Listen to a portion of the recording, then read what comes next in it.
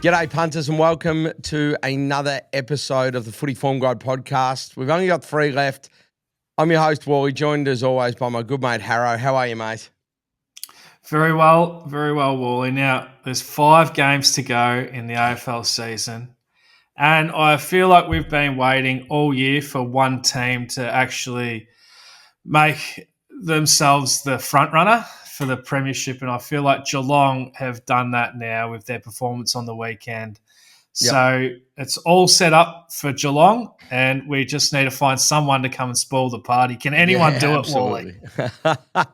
I'll tell you what, can I just say, for everyone that watches and listens, I've noticed you have been going at Geelong the last couple of weeks. I've noticed so many people that respond to some of the tweets going, oh, typical Hawthorn supporter. It's like Harro barracks for Carlton. It's not me. Harro controls Twitter. I'm going to put on our Twitter account on X. Thoughts of Harro, not Walley, on this. I can't believe it. But, yeah, I, like you, would love another team to spoil the party at some point. But look, at the end of the day, at this stage, I feel like nobody has wanted to step up this year. So I just hope we end up with a good grand final. We do not want a repeat of the Sydney's last 2 grand finals, basically. Let's call it as it is. We want the Collingwood Brisbane. That's what we want. We want the Collingwood West Coast. Fuck, get Collingwood in there.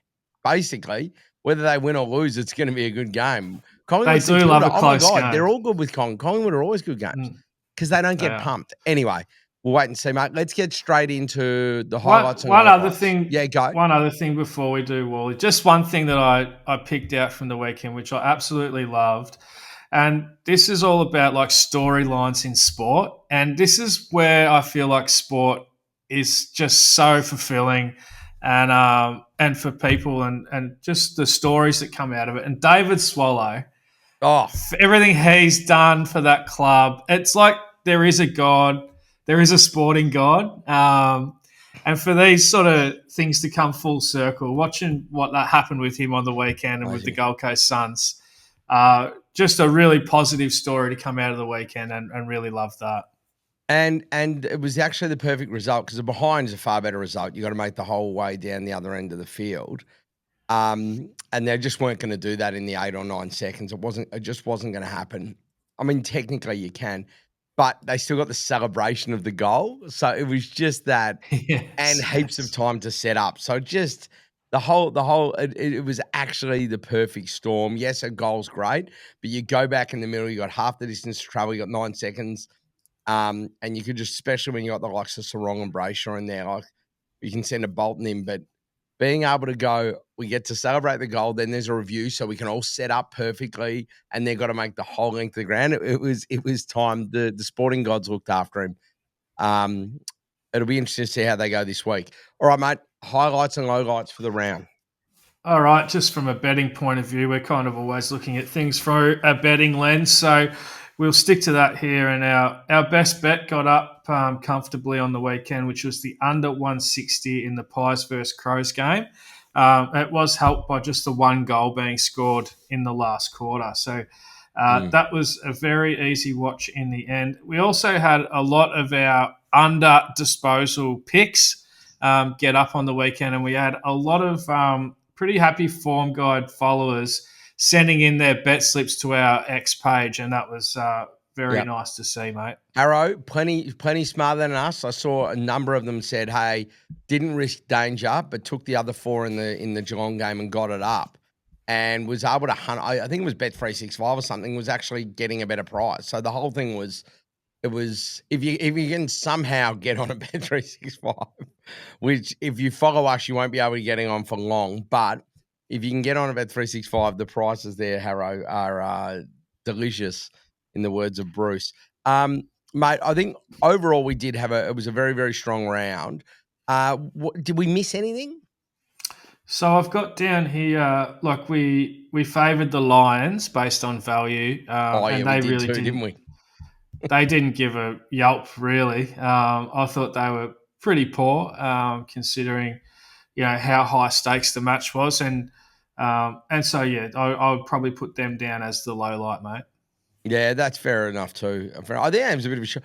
I don't think Geelong winning wasn't a shock. I mean, we obviously had a start on the lines. Everyone thought it was going to be a close game, and everyone thought they would deliver, but just anyway, we and will look, get if the odds had have been the other way around, we would have backed Geelong. Geelong. Yeah, this is the whole point. There's just the fact that the odds really were generous in Brisbane's sort of direction. So that was the reason why I liked them. If you have a pick'em game, if you think the game's 50-50 and you're getting over $2 for one of them, that's the team you're siding with. It makes sense. All right, let's get stuck into some questions off social. We'll love your take. This is from Mug Punter. We'll love your take for this round for both line and total game over under. Look, both look overs and home teams to win. Not betting myself on these, but maybe a multi. Good luck, boys. Quality podcast. Thank you. We will. We've been saying that. So we'll look at each game and we'll go, this is where if we were betting whether we are or not.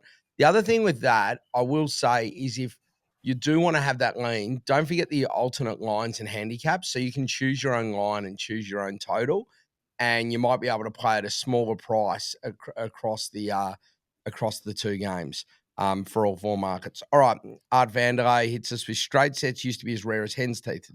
Definitely did. But since the pre-finals bye was introduced, seems it's happening nearly every year. So should we be all over the Hawks and the Suns? I will say this, Harro. There's two things that have been happening, and I've been huge on this. So I can do it's more of a next week thing, and I'll do the numbers so we have specific numbers. But there's two things that have happened since pre-final bye. Yes, straight sets has occurred. I don't think that is as much pre-finals bye as it is more an even competition now. The big pre-finals bye thing is that more teams than ever lose the first qualifying final and still make the grand final than ever did before. Since the top eight, the numbers, it was like 95% of teams since the top eight system has come in 2000 until the pre-finals bye, it was like well over 90% of teams that won the first week made the grand final. Since then, that has dropped to something, I think it's around the 70s, but I'll do the numbers next week. And I mean, you've seen the last couple of years it's happened after losing the first. We've seen it multiple times. So it'll be interesting when we have a look at that next week. But I don't know if you've got any further thoughts on this, Harro. But for me, I feel it's more the evenness of the competition now, straight sets, because the team are getting to play their 2 weeks in a row.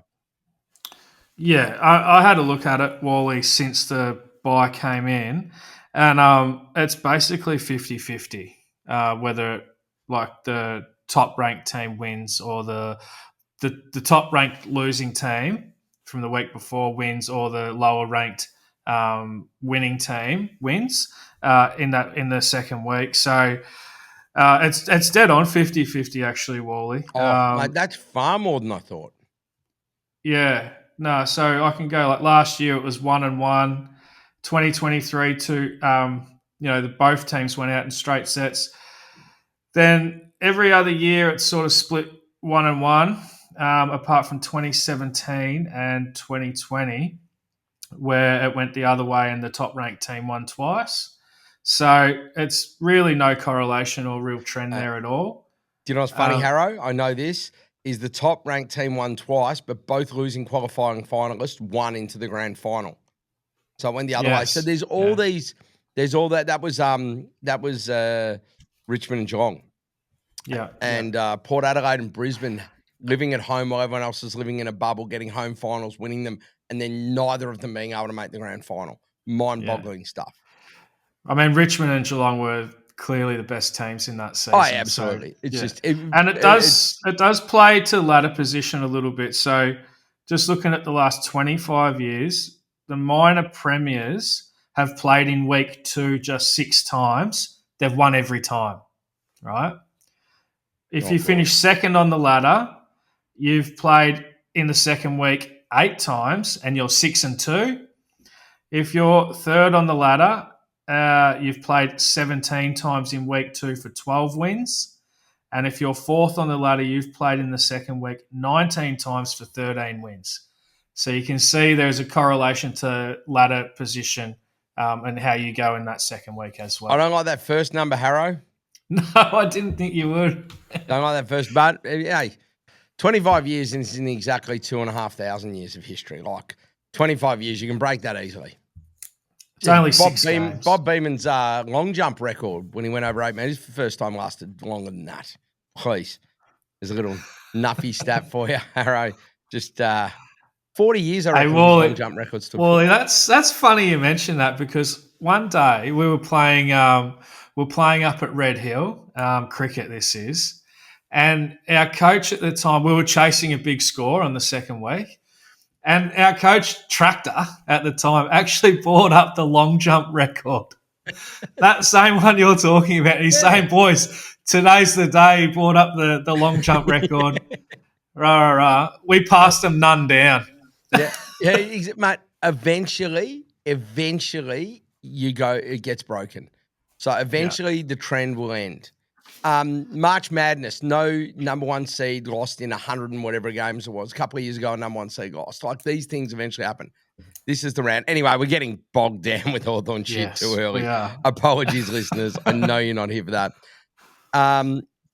Is it true that Craig asks, is it true that losing qualifying finalists always end up value in the second week due to recency bias? I think that it's hard to know exactly whether they do, but I would think that if these two teams, I had a look at the odds. If these two teams were playing in the same matchups last week, I know for a fact that Hawthorn would have been a much bigger price than they are this week against Adelaide. Hawthorn went over there a few weeks ago, lost a game that they probably should have won, and then they go back in without Will Day this time. So I look at that and go, Hawthorn's odds should be longer than they are. So I look at this, and the eye test for me, I say yes, but I don't know if there's any data to support that. Well, we kind of just went through it, didn't we? And it's really, a 50-50 proposition.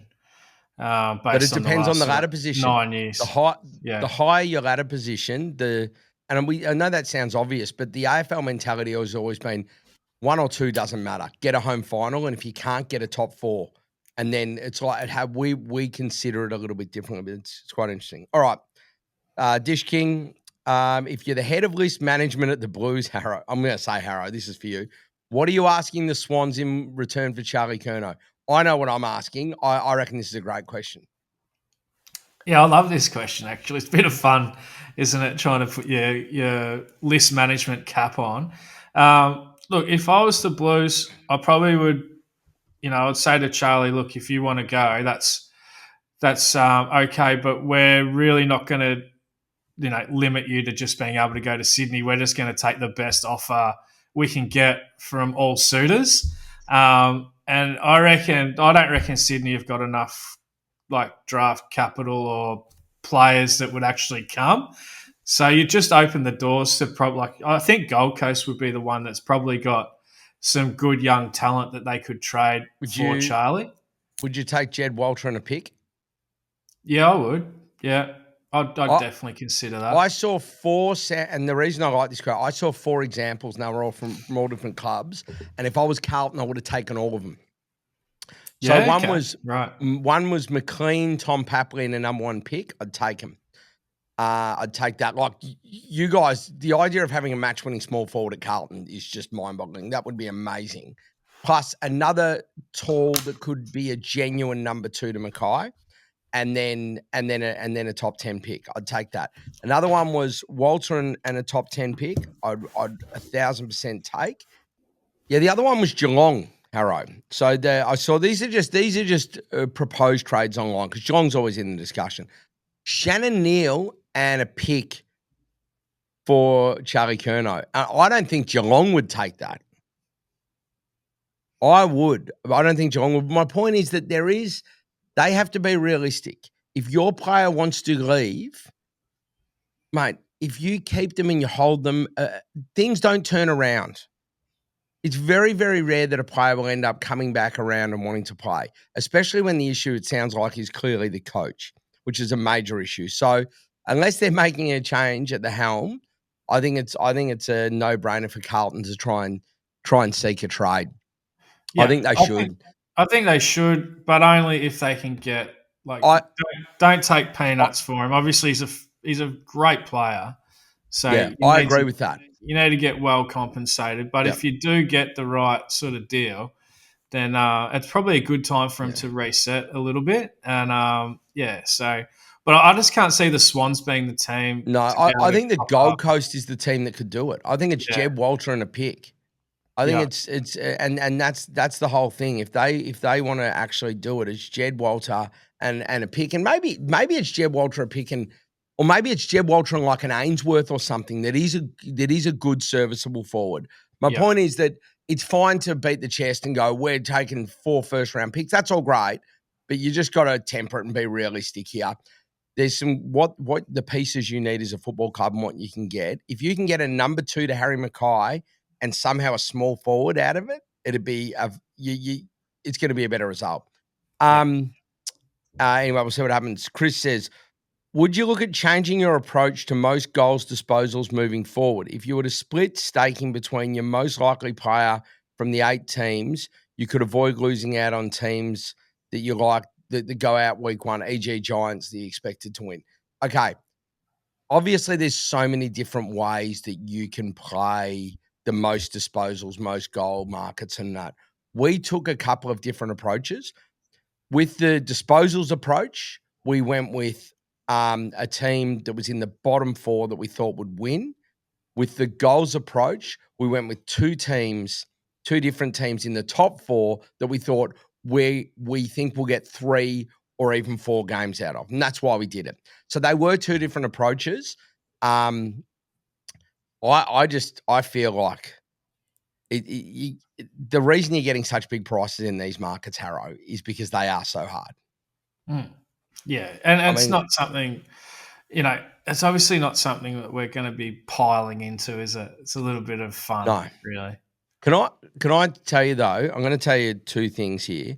One is the Tex Walker call was a great call by you. Yeah. And he had, I reckon did he kick 2 goals, 3? That's right. So he's had 5 shots on goal. So, and Tex is arguably the best kick of the last 10 years. So he could have easily had 3, 4, or even 5. What I will say is if you go through the finals, he is now in the market and he is now, he's a little bit bigger. No, he's $21 still. So we'll see how he goes. But for me, Harro, Jack Gunston with 3 under his belt at $5 and Hawke's going to make a grand final is a great bet. Anyway,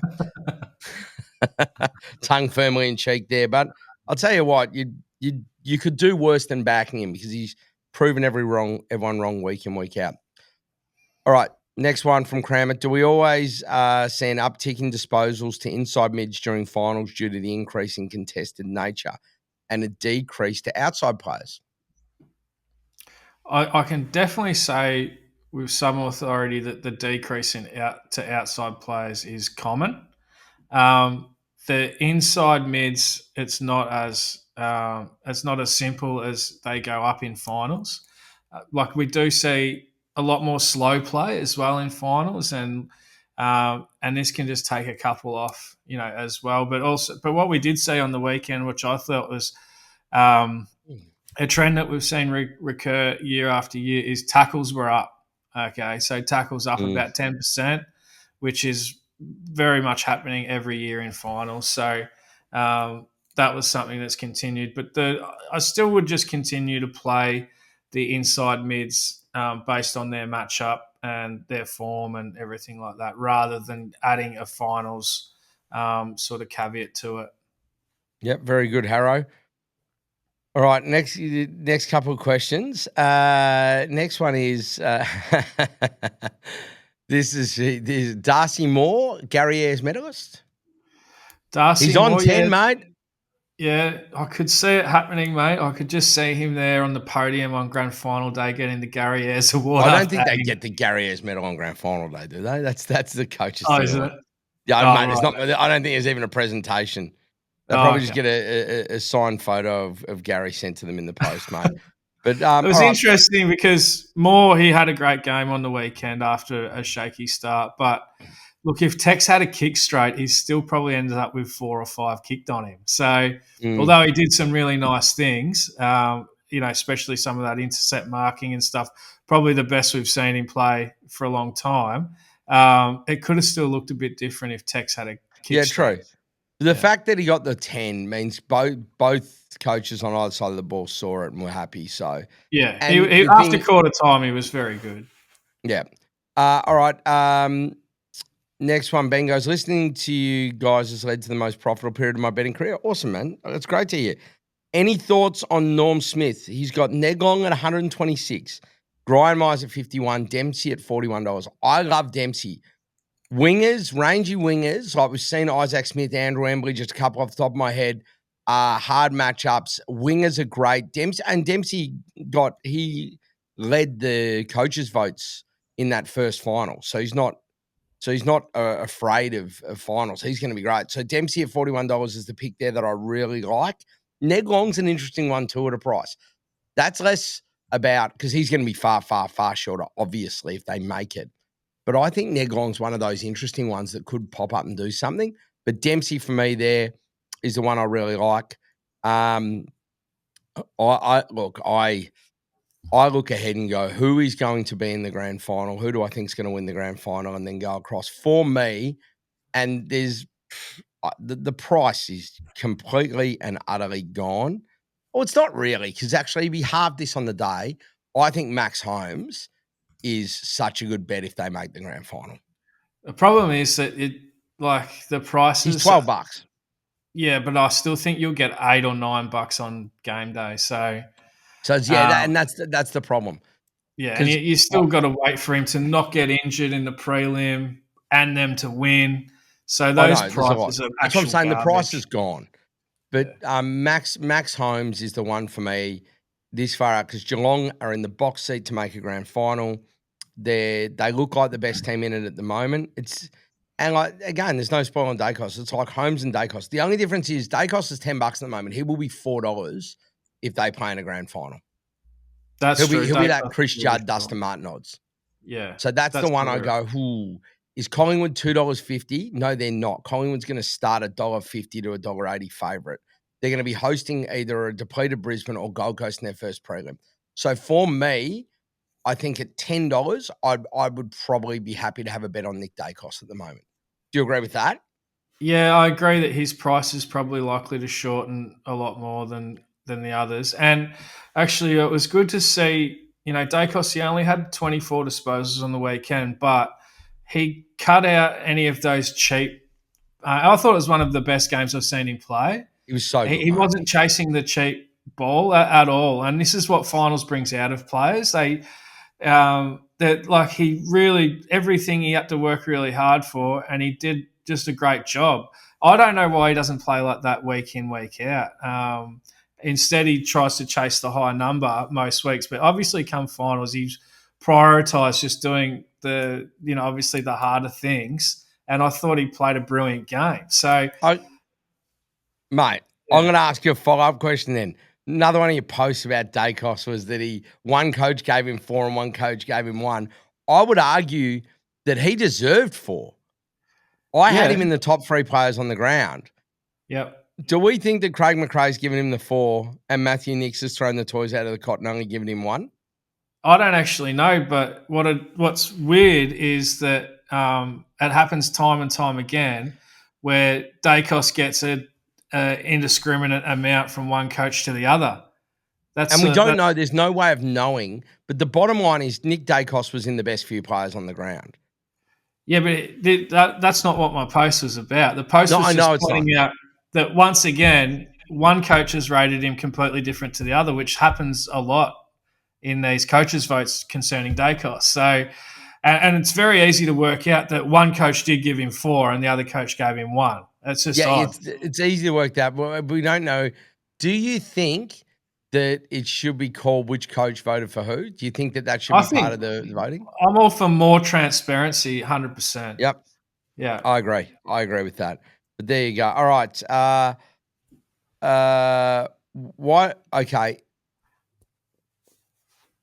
Why did we see an increase of disposals this finals week, and do you expect the number to go down? Was there an increased number overall? No. It was basically 3 out of the 4 games were around AFL average and 1 game was fairly well under AFL average. Hang on. So that regular season average? Yes. So that is that, but that is an increase on normal finals, right? That's true. Yeah. So do we attribute that to anything, or It's not big really? enough for the gap, It's not big really. enough. Okay, Yeah. good stuff. What players had a low possession week are you expecting to bounce back this week? Usually we go, Harro, who had a hard tag last week that we expect to not get tagged this week? Well, the answer to that would be McCluggage would be the Gidge. obvious one, who obviously really struggled last week with a heavy tag. So he's the most obvious answer, I would have thought. And Gold Coast don't tag, so Yeah. he'll get that Yeah. opportunity. Yeah. Is he 100% fit? I don't think so. And that's the concern because he didn't really look himself on the weekend watching him run around. But and there's been a few rumours out there too that he's carrying something. So I'll probably be avoiding him, to be honest. Fair enough. Noah hits up, and it's not a question, but I'm going to say it because I love the comment. John Newcomb shits in the Gary. Love that. Love that. Let's keep that positivity going. Love it, Noah. Okay. How can a ruckman, Sherry, with one career vote polled be $1.10 to win a team votes? LDU big value. Oh, that's a Brownlow question. That's a great question. I just think that they haven't done much this year, and Sherry's been good in their wins. And I think I didn't know he's only had one career vote, Harro. Actually, mate, when all these markets came out, I had a mate of mine hit me up with this one straight away. It stood out, and I totally agree. I think it's a great call. Umpires don't seem to change their voting habits overnight, right? And so, and Cherry had a really strong season last year as well. So, and LDU polled really well too. So, I feel like that this is a really nice pick. Okay, so not only that, Sheasel's $5.50, LDU's $5.50, so you can get $2.75 essentially to take Sherry on, because it's not going to be McKercher at $81. It's not going to be Tom Powell. Definitely not going to be Tom Powell at 100 to 1. So you can get $2.75 to take him on, or you can just back LDU. I like the idea of taking him on because they didn't win many games, and we know Sheasel has 3 in the last one, so that's the starting point in there. Anyway. We'll look at that. Just with Neil out, do you have another tip for the Gary Ayres or any other finals futures? Look, Yeah, I think most actually.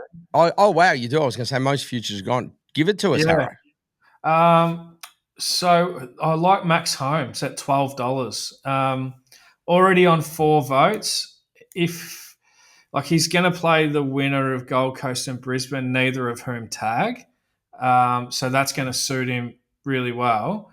And then, look, I feel like, Geelong are just in such a strong position right now. He's probably going to get 2 really good goes at it, and already on the 4 votes.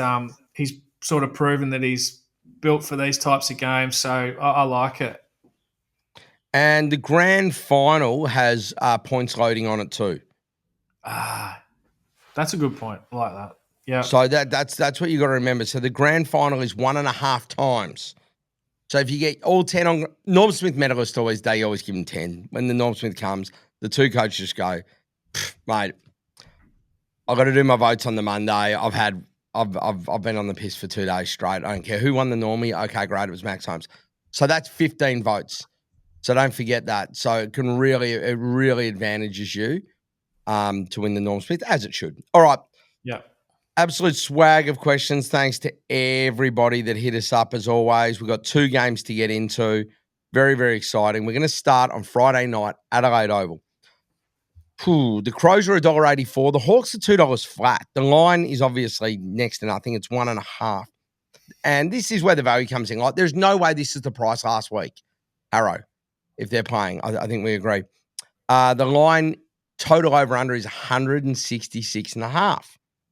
which I'm assuming we might be playing in. It's not as straightforward as what you might think, I don't reckon, Wally. We obviously played the unders last time these 2 met and we got burnt. Burnt big time. Yeah, it went a lot higher. Look, I think I've got this game rated right around where the market is. I know you're talking about Will Day being a big out for Hawthorn compared to when they played last. But, I mean, Isaac Rankin, he kicked 3 and True. was possibly the difference. He also had a great game when they met the first time around down in Launceston. So, I think they kind of cancel each other out, both absolute superstars. So, and you can see, look, I've taken just what I've taken from the 2 games that they have played this year. Like, they met in round 21 under pretty similar circumstances. The Crows won by 14 in a high-scoring game, which we didn't predict that. Mm-hmm. No player had over 25 disposals, Walley, in that game, and Rankin, as I just mentioned, kicked the 3 goals. So, I feel like there's not a lot has to change for Hawthorn to bring this a lot closer. Hawthorn also do have a bit of an issue with the Adelaide Oval. This is obviously the scene of the sort of crime, I guess you could call it, when they lost to Port last year in this corresponding fixture. And we've seen, over the course of this season that they've struggled at Adelaide Oval and last year too. So it's that Harro, sort of skinny ground. Go ahead. Is that just because it's a thinner ground than like most, and we like to use the ball on the outside run and use our run down the wings? Yeah.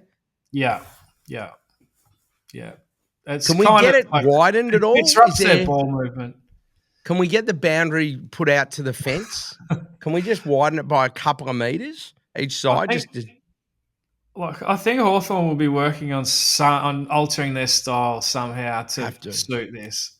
And they weren't too far away. Like, they lost by 2-2 last time. It's not a lot has to change to close that gap. So, I don't know, and this is where I end up coming back to rating the game as a pick'em, just like what the market does. Okay. But my takeaways when they met in round 14, look, they played in really difficult conditions. And it was basically an even game. And Hawthorn came out 3-point victors. Again, mate, only 1 player over 25 disposals in that game. So these guys have played 2 games this season, and only once has a player between both sides got over 25 disposals.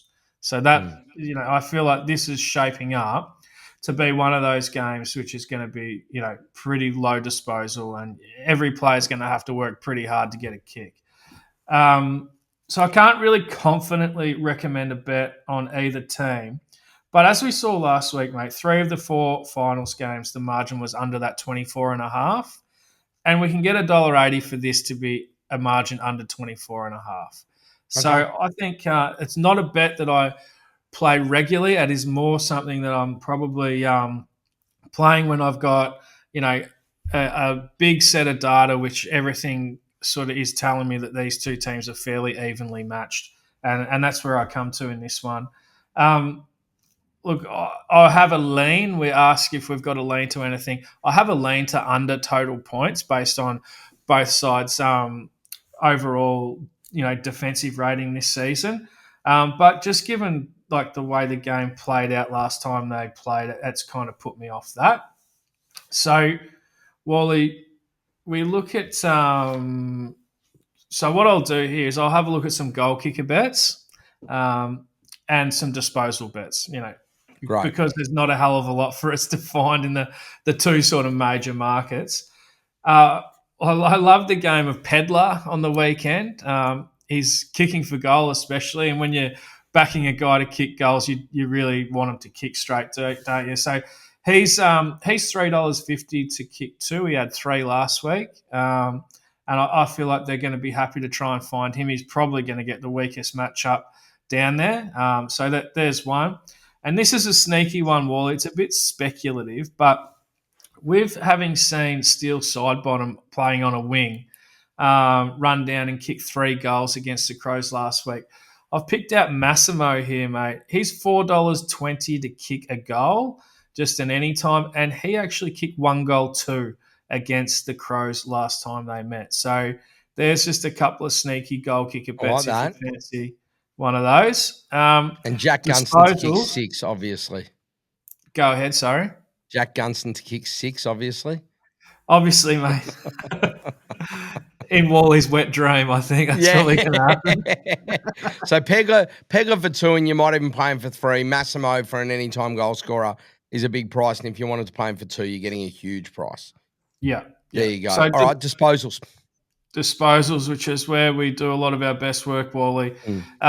Look, Newcombe under 24.5. I've already mentioned that only one player between these two sides in the 2 games that have played has got to over 25. Look, and he's only got the 25 in 3 of his last 10 games regardless. Although he had a great game on the weekend, I'd still be happy to take him on under that 25.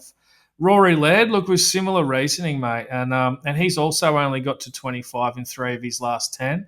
I'd be happy to play that. And also another one I picked out going the other way this time, it's Wayne Malira to get over 15.5. He's done that in 6 of his last 7 games and both times versus the Hawks this season, mate. Very good. All right, so Laird's 24.5 as well. He's on at the moment, is he? That's right. Great. So Newcombe, as good as he's been in finals, but you can still, mate, in a close game like this, you can still have 22, 23 and be hugely impactful because it sounds like it's not going to be a huge amount of disposal. All right, there you go. It's enough for me to take into the next couple of days, Harro, and get me through until the bounce. I think that you've given me enough hope in there. But what I would say, we spoke earlier about, we had one of the community asking, how would you go, like picking one for each? I would say pick the team you like and go a bigger line, like give them a 20-point head start. You're going to get a small price. And then the other way I'd go is do like an under total points, but under like 175, 180. Give yourself a head start. So if you want to play a line in each game on each of those markets, that's what I'd do. And Wally, while we're just on your Hawthorn, obviously you're a mad Hawthorn fan. Who would you give Hawthorn a better chance of beating? Adelaide away or Collingwood at the MCG? Collingwood at the MCG. We just beat them at the G a month ago by 11 goals. Yeah. And so you probably figure that if Hawthorn can beat the Crows on Friday night, you're thinking that you're a massive chance to be playing in the grand final. No, because we played Geelong. Oh, shit. In the prelim. All right. Well, that would be massive as well, wouldn't it? Oh, that'll be huge. I think if the AFL was able to get either their baby in Gold Coast or a Brisbane Collingwood, anyone against Collingwood's huge. If they got Hawthorn Geelong on a Friday night at the MCG the other way, because that's the sort of thing that everyone wants to see. That's 95,000. That'd be huge. They're just so up and about. And we would love to see that. Yeah, anyway, we'll see what happens. Okay, Brisbane v Gold Coast. Brisbane is $1.59 here. Gold Coast is $2.37. Gold Coast were uber impressive going into Fremantle, getting the win, doing it the hard way, but just being really, really good. Brisbane didn't even show up. They lose Lachie Neale, who if he's not their best, he's in their best 2 or 3. So it's an interesting one. The line's 8.5. The total over-under is similar to the other game, 167.5. How are you leaning here, mate? I just feel with the Lions, and I was so impressed by them a fortnight ago against Hawthorn, but it kind of feels like injuries have really impacted them at the wrong time.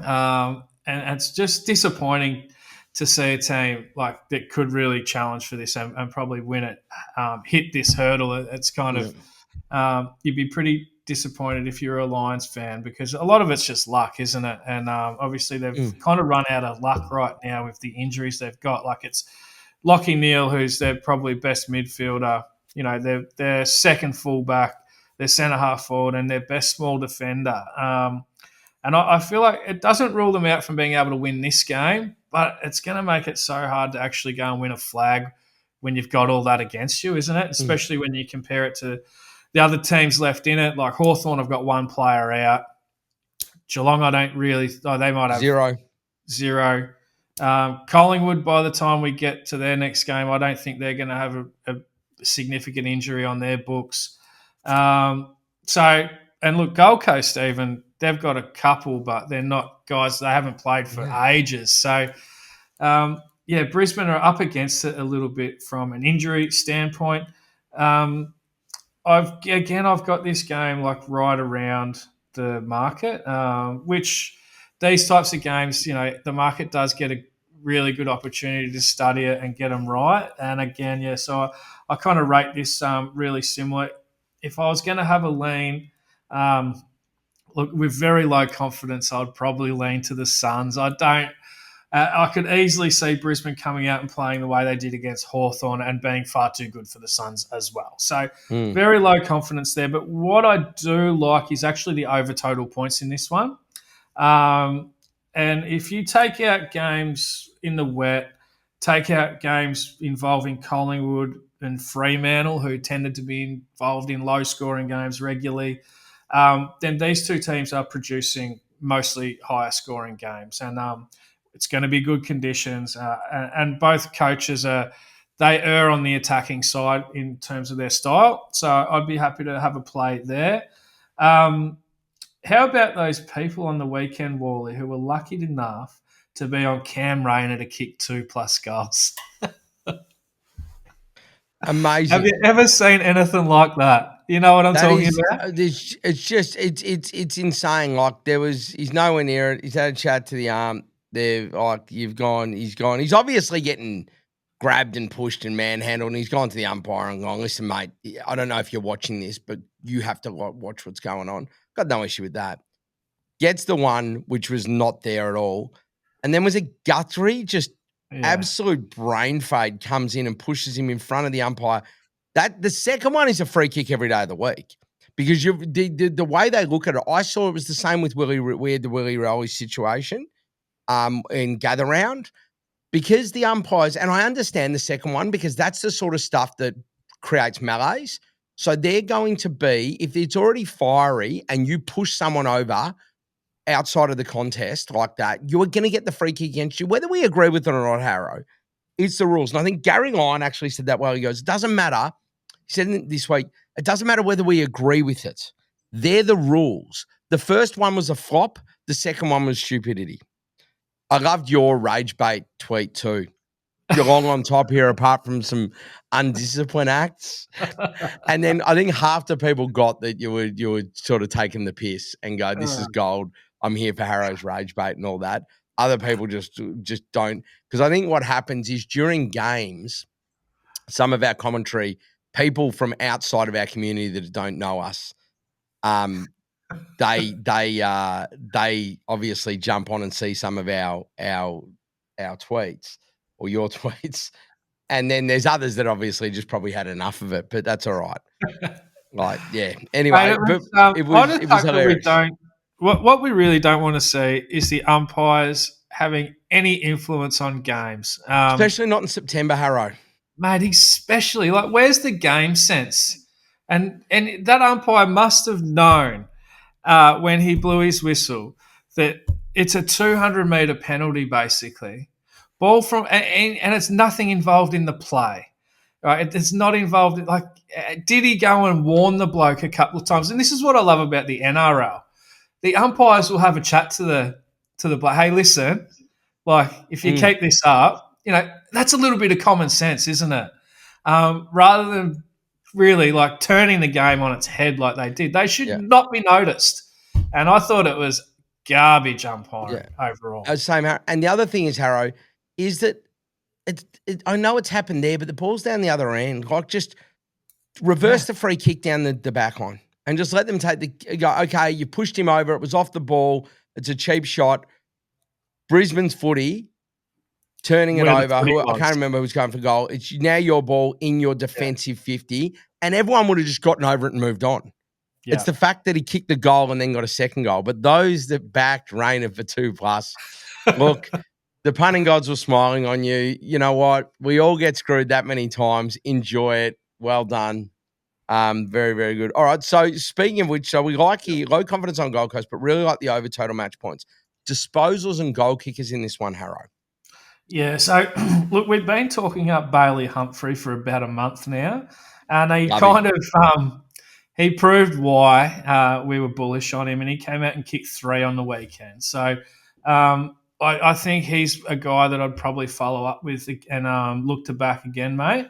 And I think, what is he, $3.50 to kick 2? So I think the odds are there, mate. Be happy to have a look look at that. Just trying to find my rest of my notes. Oh, here we go. Oh, Ainsworth, he's $1.80 anytime.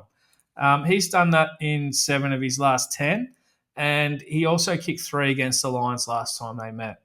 So he's a good player too. I quite like the way he goes about it.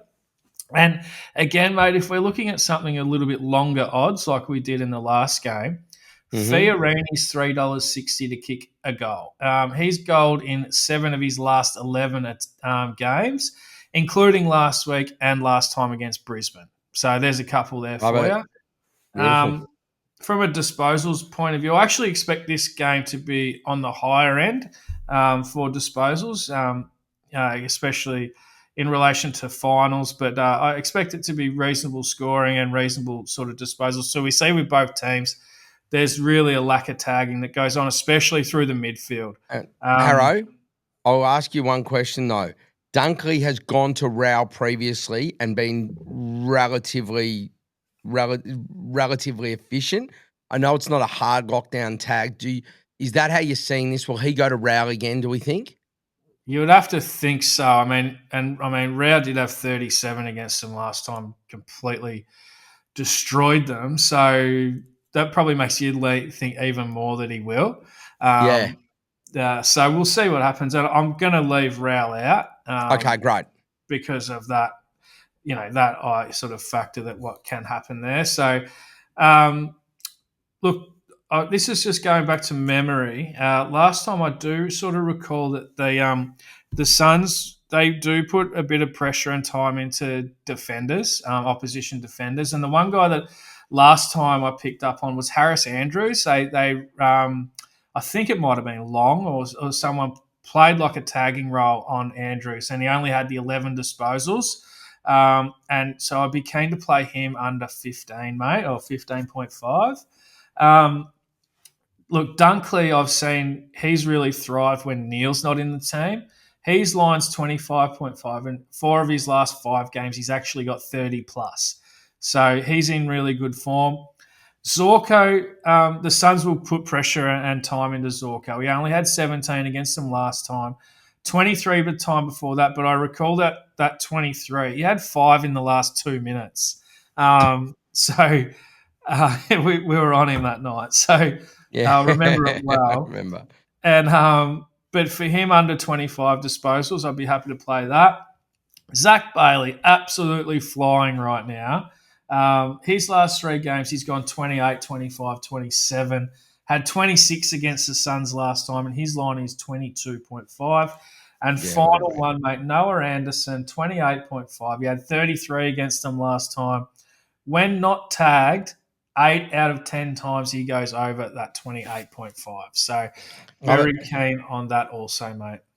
I know what this is building. There's overs, unders. There's different teams. There might be a little product out there called Pick'em that you can play in. Harro, so I'd get in early and have a look at what you got there. Okay, great. So Anderson over, Andrews under, Dunkley over, Zorko under, Zach Bailey over. Love it, Harro. All right, mate. Now, we've gone through both games. We've got a fair bit here. Across the weekend, it's only 2 games, we know that. What would your best bet be? So the best bet this weekend, Wally, that I'm going to put up is actually either team between 0 and 24.5 in the Hawthorn v Adelaide game. Expecting a close one there, mate. Love it, mate. Either team by under 24.5 in the Hawks v Crows game. Harro, you've been great as always, mate. After this week, it's preliminary final week. We've got a Brownlow and a grand final to get to. So we'll have plenty of content around all 3 of those. But good luck for the weekend and happy punting. All the best, mate. Go Hawks. Go Hawks.